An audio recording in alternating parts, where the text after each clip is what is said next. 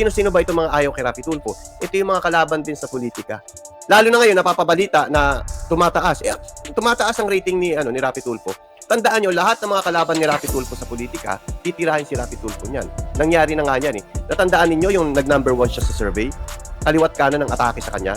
Ngayon, kung ikaw ay isang politician na takot kay Rapi Tulfo, na mabalikan ni Rapi Tulfo, kukuha ka ng Ito na ngayon ang nangyari dito kay Libayan. Si Libayan po, mukhang pera ito. Hindi ko sinasabi na ito ay bayaran ng politiko ha. Hindi ko sinasabi na siya yung binabayaran doon ng taga-DepEd. Wala ko sinasabing ganun. Hindi ko rin sinasabi na si Libayan ang tumatanggap ng 50,000 galing doon sa USEC ng DepEd. Wala ko sinasabing ganun ha, baka pagkamalian ninyo ako. Pero ang kapal ng pagmumukha nung tumatanggap na yon, vlogger din po yon. Naging bataan nung natanggal sa DepEd. Wala akong sinasabi na si Libayan yun ha. Pero ang sinasabi ko, si Libayan mukhang pera. Hindi ba Libayan nakaka-degrade sa pagkatao mo yun? Biro mo isa kang abogado na walang dignidad. Walang dignidad. Ayun na naman. Mali na naman ako. Isa kang abogado na di umano ay mayroong dignidad. Tapos ang ginagawa mo, umiiyak ka na lang sa gilid habang kino-content ka ni Melo Yap. Tapos ang gagawin mo, Libayan, uutusan mo yung mga vlogger mong bobo na tulad ni Michael Machatae na yung burol. Burol, Melobex. Sa tingin mo, epekto yun, Libayan? Sa tingin mo, ikaw ang tanungin ko, Libayan. Wag na ikaw, wala ka palang utak. Yung may mga utak dito, tatanungin ko. Kung halimbawa, ang binibira ko kay Libayan ay ang issue. Tapos, ang ibabalik ng mga vlogger ni Libayan sa akin, burol. Paniniwalaan ba ninyo yung mga vlogger ni Libayan? Hindi ba self-destruct yung mga yan? Kaya nga hindi ko nga sinasagot eh. Dito nga sa comment section ng mga vlog ko, may mga nagko-comment yan na walang kakwenta-kwenta. Pero bakit hindi ko binubura? Pinatutunayan ko lang na yung mga vlogger ni Libayan at yung mga subscriber ni Libayan, walang utak, hindi bumibira sa issue. Tanda mo, Libayan, issue hindi tao. Wag kang tanga. Sabay ganun eh, no? Issue hindi tao, tapos wag kang tanga. Tanga-tanga ka kasi, Libayan. Kayo yung mga tao na pakunwari, banal-banalan, na sinasabi ninyo dati, hindi, ang inaatake namin issue. Sabi pa ni Libayan, gusto ninyo makaiwas sa demanda. Issue ang atakihin nyo, hindi tao. O ano ngayon nangyari sa'yo? Kaliwat ka na ng demanda sa'yo. Bakit? Kasi ang inaatake mo, tao, Libayan. Hindi issue. Ganyan ka kabobo. Gets mo, Libayan? Alam ko hindi pa kasi nga bobo ka. Wala kang ginawa ngayon at wala kang magagawa ngayon kundi kainin lahat ng mga tae na sinasaksak ko sa bunganga mo. Ganyan ang gawin mo na lang, Libayan, habang umiiyak ka sa gedli. O bantot, ipagtanggol mo yung puon mo. Inekos-nekos mo. Buhay na naman si Melo Yap 2.0. Alam nyo guys, hindi pa buo yung mission ng 2.0, pero nag-uumpisa na. Pero nakita naman ninyo na inumpisahan natin kahapon na meron na pong nasampahan ng kaso. Ito po ay Juts Vlogger ni Libayan. Antayin niyo yung kay Libayan. Santong kabayo, natatawa ako. Nakaraming mura ka na kay Baby Boy. Hindi naman ako nagmumura. Minura ko ba siya? Sinabi ko ba putang ina niya? Hindi naman, di ba? hindi ko sinabi yun. Kasabi ko bobo siya. Alam niyo yung bobo, dinidescribe ko lang yung pagkatao ni Libayan. Abogadong bobo. Sukat ba naman sampahan mo ng safe spaces akang RTIA? Hindi ka naman bobo. Ano yun? Tumanggap ka lang ng Libayan, tumanggap ka lang ng acceptance fee, tapos pinatalo mo yung laban. Opinion ko lang yun at tanong ko lang yun sa'yo. Di ba? Di ba?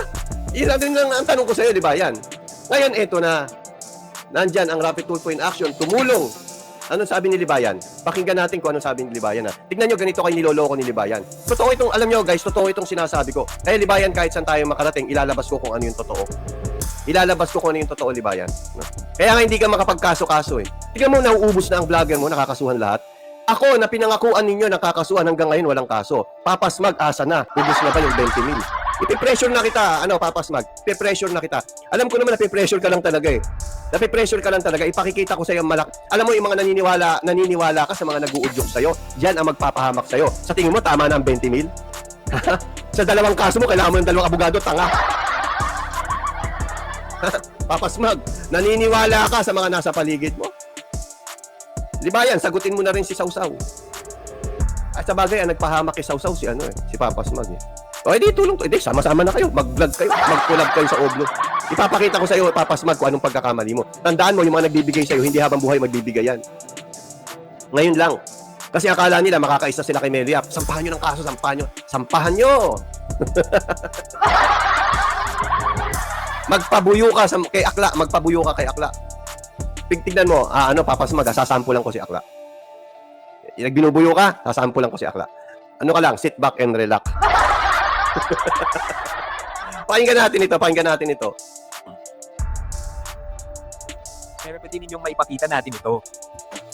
Hindi naman, pag pinalit, alam nyo, no, hindi naman tama na syempre, i-judge din natin agad-agad yung programa ni Sir Raffy Tulfo. Kasi nga, alam nyo yung... Sabi niya, hindi raw tama na i-judge natin kaagad. Pero siya ng judge.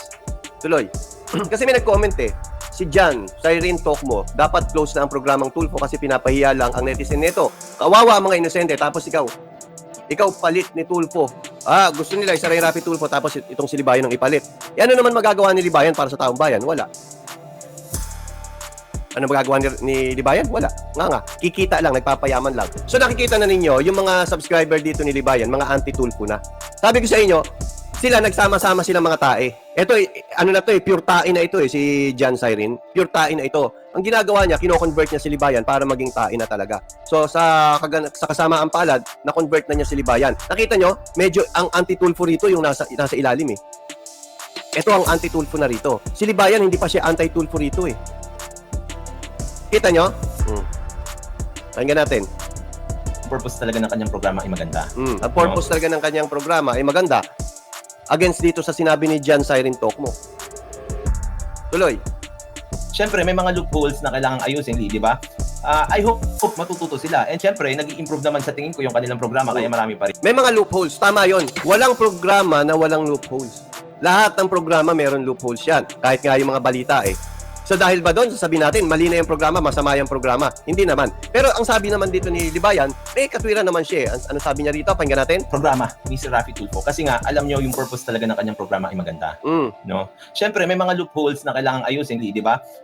I hope matututo sila. And siyempre, nag-i-improve naman sa tingin ko yung kanilang programa. Nag-i-improve naman sa tingin ko. Nag-i-improve ba? Nag-i-improve. Tandaan nyo, ang isang programa, patuloy na nag-i-improve yan. Hindi niya pwedeng ma-reach yung pinaka-perfect na, Hindi. Nag-i-improve yan. Dahil araw-araw, lalo na kung ikaw ay current events, may mga pagkakamali dyan. Kahit yung mga abogado, may mga pagkakamali rin Ang problema lang kay Libayan, feeling tama at hindi nagsosorry. Paparinig ko muna sa inyo ito, bago tayo bago tayo pumalaot. May paparinig ako sa inyo.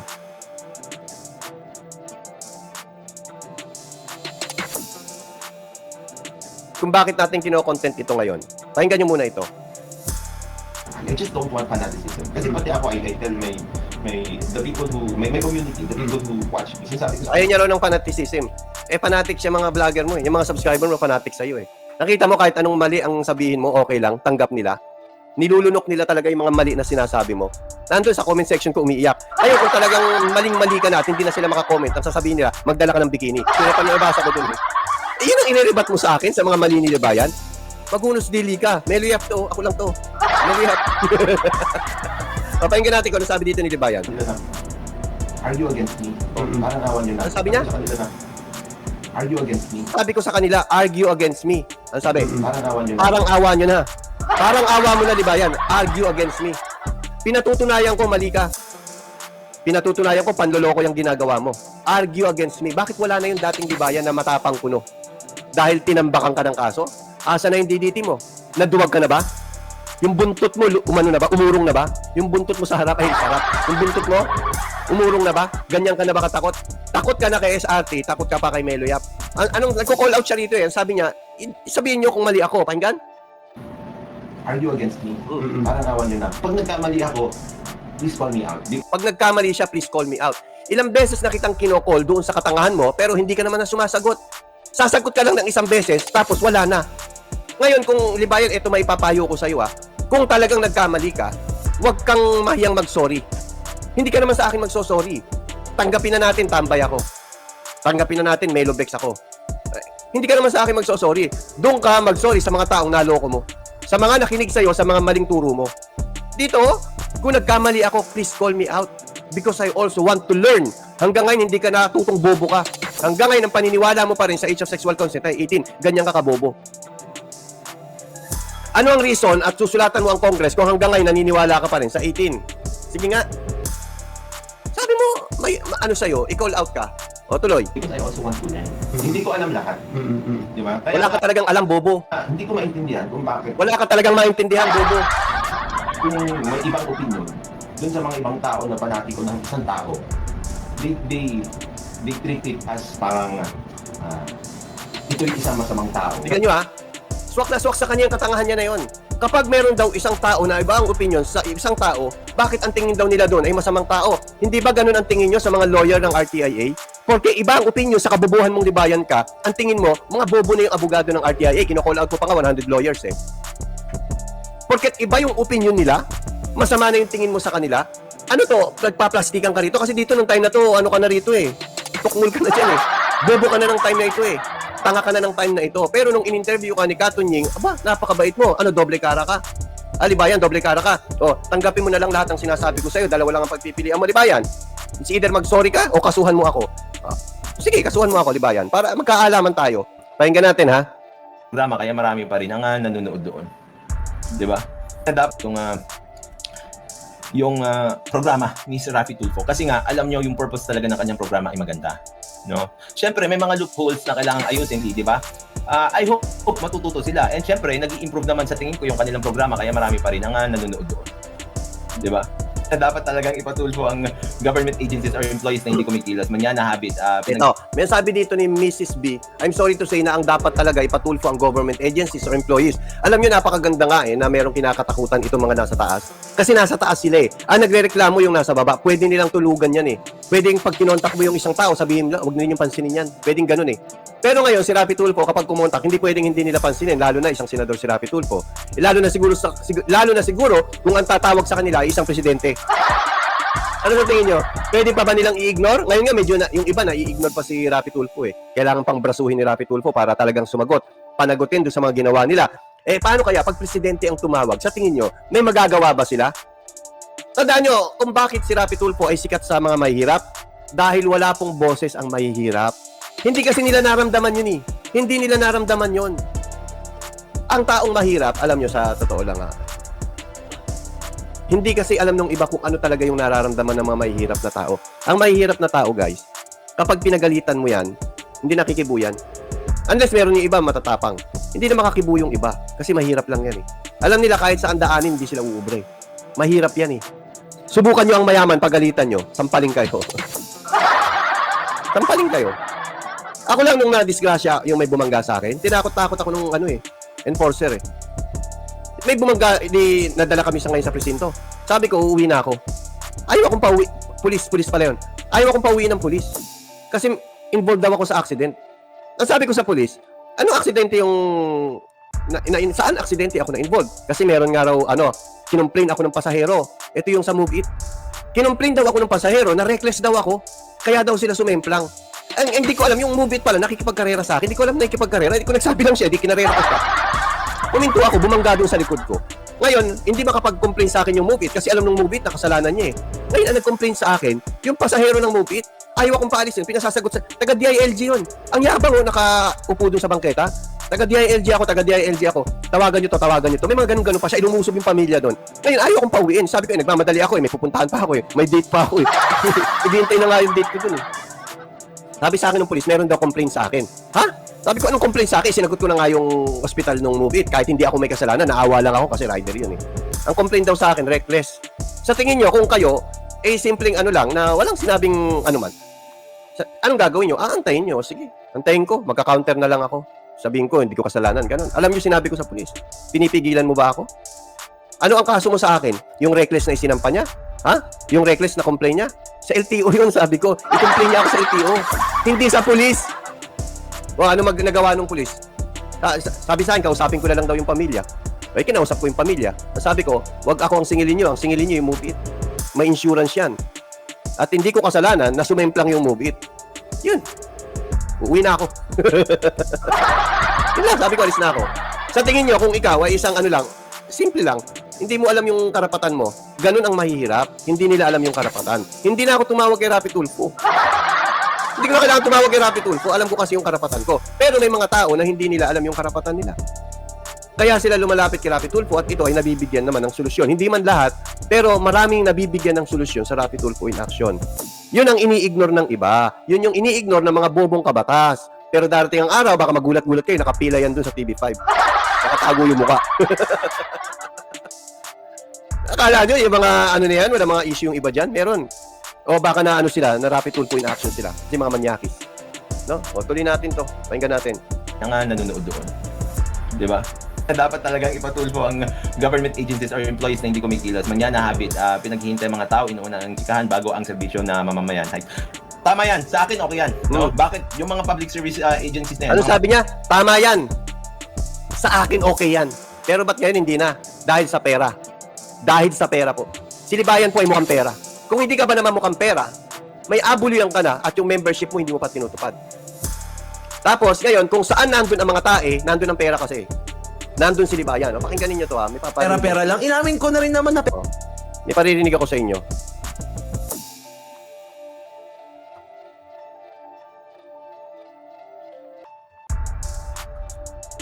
akong tinutulungan dito. Tapos sabi niyo, pera-pera lang. Inamin ko na rin naman na Inamin niya na pera-pera lang.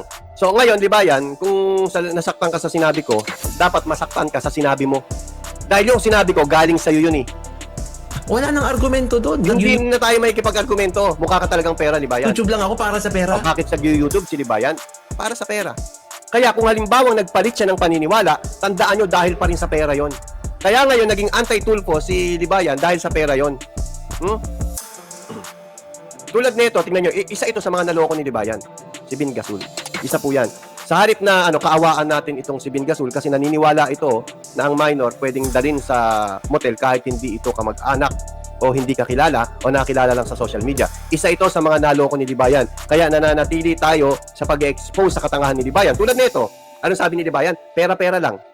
Bakit nagkakaroon ng pera si Libayan? Dahil sa mga ganitong kulang ang utak. Sinusuportahan ang abogado na mukhang pera.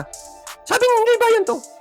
Pera-pera lang siya. Ngayon, kapag nagkaroon ng community ng mga sumusuporta dito, lumalakas yung kita ni Libayan at patuloy itong naninira. Kaya tayo, para hindi tayo mapagbintangan na ganyan, hindi ko na rin inano yung monetization. Bakit? Kasi napipigilan din yung natin eh. Napipigilan yung advokasya natin. Napipigilan tayo magsalita dito ng akma kay Libayan. Tulad nito, mukhang pera ito eh. Ngayon, kapag sa YouTube, iisipin ko, ay hindi ko sasabihin nyo kasi madidemonetize ako. Wala na tayong iisipin na ganon. Kaya nakita nyo ang 2.0, mas matindi na ngayon. Kasi wala na tayong iniisip na monetization dito. Pure advocacy ang ginagawa natin dito. Advokasya ng pag-expose ng kabubuhan ni Libayan at advokasya natin na patinuin ang utak ng mga tulad nitong si Bin Gasul na naniniwala sa maling tinuturo ni Libayan at kawawa ang pamilya nito. Itong si Bin Gasul, kawawa ang pamilya niyan. Biruin mo, tingnan nyo isa sa mga naapektuhan dito, si Alpha. Ano ang sabi ni Alpha? Okay lang na ipasama ko kay Teacher Mark. Alam naman natin na si Teacher Mark ay bakla. Okay lang na isama ang aking minor na anak sa motel. Okay lang. Wala kasing gagawin masama si bakla. Ha? Alam na naman sabihin ni bakla, may gagawin ako masama. Natural wala. Saan nagmula itong mga ito? Nagmula ito doon sa puon nila na si Libayan. Yan ang ating misyon. Sabi dito, duwag ka ngang hayop ka, kasuhan si kayo kasi alam mo matatay. Kung ako, ginagawa mong punto, so duwag ako dahil hindi ko makasuhan si Bantot. Bakit hindi mo ibalik kay Bantot? Duwag si Bantot dahil hindi niya ako makasuhan. Tandaan mo, ayoko na magsalita. Kahapon, nasa DOJ ako. Nasaktan na kayo, no? Nasaktan ka, babe. Babe June. Nasaktan ka, ganyan lang talaga sa una lang yung masakit. At habang tumatagal, lalong pasakit yan ng pasakit. No? Kaya gumilid-gilid ka muna, Babe June, at panoorin mo kung paano ko i-expose ang puon mo. Pakinggan mo. Pakinggan mo to. may pang tinutulungan dito. Tapos sabi niyo, pera-pera lang. Inamin ko na rin naman na pera-pera lang ah. Wala nang argumento doon. I-deny nyo ito. I-deny nyo. Inamin ng puon nyo na pera-pera lang at wala siyang pakialam sa inyo. Kaya kayo, ang bobobo nyo sa mga subscriber ni Libayan. Ang bobobo nyo. Bakit? Dahil dito, pera-pera lang ito. Tuloy. Para sa pera? May pakialam. YouTube lang siya dahil sa pera. Ano ang misyon ni Libayan? Nasa YouTube. Para sa pera. Kawawa naman kayo. Si Rapi Tulfo busy sa pagtulong. Habang si Libayan busy sa pag-content, sa paninira at pagkolekta ng pera. Totoo ba itong sinasabi ni Libayan? Yes, totoo ito. Bakit totoo ito? Meron siyang membership na ang sinasabi niya, yung proceeds ng kanyang membership, yung kikitain, ipang-hire niya ng video editor at ng webmaster. Natupad ba? Hindi. Tamang-tama yung sinabi dito ni Libayan, nag-YouTube lang ako dahil sa pera. Masakit, di ba? Ganyan ang katotohanan, masakit. It really hurts. Ulitin natin. Wala nang argumento doon. Nag-YouTube lang ako para sa pera. May pakialam ba ako kung may matututunan sila o wala? Wala. Tayo na sa social media, ilabas ating bas. Ano sabi ni Libayan? Tayo na sa social media. Ilabas ating basura. Kaninong basura ang inilabas ni Libayan? Basura niya. Iwasan ang pag-iisip. O, iwasan daw ang pag-iisip, mga subscriber ni Libayan. Huwag kayong mag-isip. Atay na lang ang gamitin nyo. Unahin natin ang galing. O, di ba? Galit na galit kay Rafi Tulfo ito. Iwasan nyo na mag-isip. O, si TH yun. Trying hard comedian. O yan, si comedian. Ganyan kasalaula yung batas na kinakalat ni Libayan. O, alam nyo na, yan ang advokasya natin. Sa mga bago lang dito sa channel natin, yan ang iniiwasan natin eh. Yung merong isang abogadong mukhang pera na magkakalat pang fake news. Tandaan nyo itong si Libayan, nagkakalat ito ng fake news. Noon pa, gusto mo balikan natin? Antayin nyo, babalikan natin lahat yan. Maling interpretasyon sa batas. Nakita nyo ano nangyayari? Tignan nyo mga kamalasan ni Libayan. Nagsampa ng kaso kay Rafi Tulfo, talo. Nagsampa sa RTIA, talo. Nagsampa doon sa mga lumalapit sa RTIA, talo. Tapos sa debate, talo. Lintik ang kamalasan nito eh. Nung nagsabog ng kamalasan sa mga abogado, sinalo lahat ni Libayan. Tapos ang kapal ng mukha mo, Libayan, para sabihin mo, yung sinasampa sa'yo, slapsuit. Tanga ka ba? Ikaw itong nagsasampa ng slapsuit, bobo. Lahat ng isinampa mo kay Rafi Tulfo, talo. At lahat ng sinampa sa'yo ni Rafi Tulfo, pasok. Ay, hindi, yung 32-0. Bobo, pumasok yun. May natanggal lang na, 32. Copyright infringement yun, original yun, dalawa. Dinagdagan lang ng 32. Yun ang natanggal yung 32. Pero yung copyright infringement, pasok. So lahat ng ikinaso sa'yo, pasok, tanga. Magkalat ka pa ng fake news, Libayan. Mag-32-0 ka, bakit yung na-dismiss, hindi mo binilang? Hindi ba na-dismiss yung sa SET? Ha? Di ba na-dismiss yung sa SET? Gigil siya. Oo, kapag nakakaharap ako ng mukhang perang abogado, nakakagigil talaga yon. Kasi advokasya natin ito. Dahil hindi tayo pera dito. Tulad ng puon mo at ng mga vlogger nila niya. Lahat ng mga vlogger ng puon mo, pera yan. Nakita mo si Sendong, walang subscriber, scammer. Wala ka nang subscriber, nang i-scam ka pa. Ha? Ulupong ka. Tapos ito, sinipa ako. Bayad ka sa akin, Sendong. Tandaan mo, alipin kita ng 1 buwan. Sabi ni Kayo, may pumasok. Anong pumasok? Sabi niya kay teacher, mapasok sa puwit niya kamo. Sakto yung kanta ni Atty. El sa kanya. O, tuloy. Na sa social media, dito maraming walang kwenta. Yan, walang kwentang abogado. Hindi bang po ako, Libayan? Please. Ikaw ang nag-i-invite, di ba? Sabi mo, tutulan ka. Ngayon tinutulan ka, ayaw mong sumagot. Babalikan natin to. Public servants na yan, sa tingin ko okay lang naman. Naipatulfo sila para kalampagin. Wala namang problema doon. Oh, okay lang naman na ipatulfo sila. Wala naman problema doon. Oh, Bingasul. Oh. O yan oh. Pro Tulfo. Ano masasabi mo? I-debunk mo yung tuon mo. Wala naman daw problema doon eh. O, tuloy. PM the Great, sabi niya, ang maganda lang kasi attorney, matatawagan agad-agad ni Sir Tulfo ang matataas na posisyon sa gobyerno. Maganda rin yun. No, maganda pala yun. Maganda pala yun. Kaya ano iniiyak-iyak mo dyan, Libayan, kapag tinatawagan, di ba sabi mo, huwag nyo kasing sagutin. Eh sabi mo dito, maganda yun eh. Ha? Maganda yun, sabi mo oh. Nag-boomerang sa kanya ang sinasabi niya. 100% nag-boomerang sa kanya. Nakakuha agad siya ng sagot. Di ba? Yan talaga maganda yan. Alam nyo kasi yung iba talaga, freedom yan. Inyo, tama po yun sir, yung RTIA, meron naman tayong Court of Justice. No? Freedom of choice. Ikaw ang pipili. Yun, freedom of choice. Kung halimbawang nagpatulfo ka, bakit sinisisi mo si Rafi Tulfo? Tulad na lang nung sinasabi ni Libayan na yung mga pulis. Sinisi niya si Rafi Tulfo dahil dun sa mga nagpatulfo na pulis.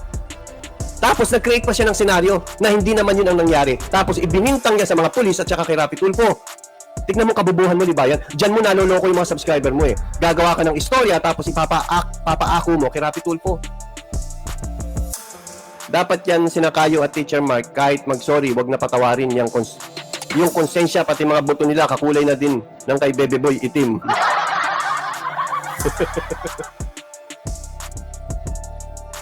Bakit biglang, ano yan? Hindi ko mabasa. Siguro kung ang tanong mo, bakit biglang nagalit yan? Dahil sa pera. Nakita niya na mas may pera kung against Rafi Tulfo siya. Kasi ang mga subscriber kasi ni Libayan, mga anti-Tulfo yan eh. Mga galit kay Rapi Tulfo yan, na pagsama-sama ni Libayan, mga tae yan, yan yung mga napatulfo, may ginagawang katarantaduhan. Tingnan nyo ha. Tingnan nyo. Bakit si Papa Smag galit kay Rapi Tulfo? Sa tingin nyo bakit? May multo. May multo. Bakit yung isa pa, yung nagdala ng babae sa UP? Yung nang molestya ng babae sa UP, bakit galit kay Rapi Tulfo yun? Kasi pwede siyang mapatulfo eh. May mga ginagawa silang katarantaduhan. Tignan niyo yung mga dami account na bumabanat sa akin. Tignan niyo yung profile nila sa Facebook. Puro babae rin. Mga manyakis.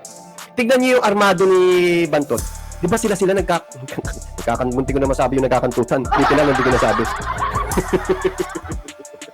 Nagkakanaan sila ron. Sila.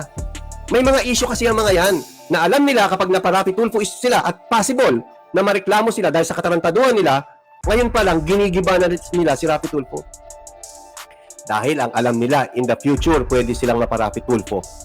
Dahil sa mga ginagawa nila, kamanya kanila. Yun ang reason kung bakit sila nagpunta rito kay Libayan.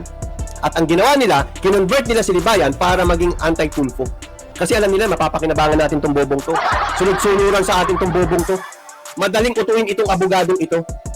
Kaya makikita ninyo dito, ang paniniwala pa ni Libayan dito, medyo nasa tama pa. Nasa tamang pag-iisip pa. Tuloy. So, kung gusto mo pumunta kay Sir Rapi Tulfo, walang problema. Diba? Gusto niyo pumunta kay Sir Rapi Tulfo. Walang problema. Pwede naman pala eh. Kaya nga nandyan siya para tumulong din. Kaya siya nandyan para tumulong din. Ang problema dito, Libayan, habang si Rapi Tulfo tumutulong, ikaw naman naninira. Nakita niyo yung pagkakaiba ninyo kung bakit mahal ng tao si Rapi Tulfo. Hindi naman mamahalin ng tao si Rapi Tulfo nang ganun-ganun na lang eh. Nang walang ginawang mabuti. Pansin mo, bakit ngayon ang gusto ng mga tao maging presidente si Rapi Tulfo? At ikaw, kaya lahi mo. O kung sino man yun, kung ano yun, ba't hindi lumalabas? Hindi sa survey, hindi nga lumalabas. Sa tingin nyo, bakit gusto ng mga tao na maging presidente si Rapi Tulfo? Dahil sa mga natutulungan. Hindi man lahat, kasi ganito ang gagawin nitong mga bugok na ito eh.